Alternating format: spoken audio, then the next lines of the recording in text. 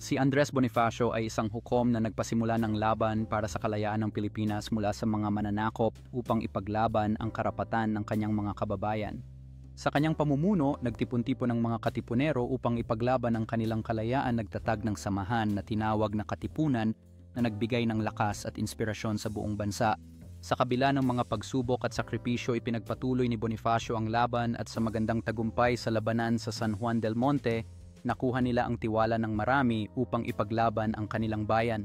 Ngunit sa kabila ng kanyang mga tagumpay, naharap si Bonifacio sa mga pagsubok na nagdala sa kanya sa pagkakaaresto na naging simbolo ng mga pagsubok na dala ng digmaan para sa kalayaan. Sa kabila ng kanyang pagkakaaresto, hindi kailanman nawala ang kanyang diwa sa paglaban at kahit na siya ay nahatulan at pinatay, nagniningning pa rin ang kanyang alaala bilang bayani ng Pilipinas. Hanggang sa kasalukuyan, si Andres Bonifacio ay kinilala bilang ama ng Rebolusyong Pilipino at patuloy na nagsisilbing inspirasyon sa mga susunod na henerasyon sa kanilang pakikibaka para sa kalayaan.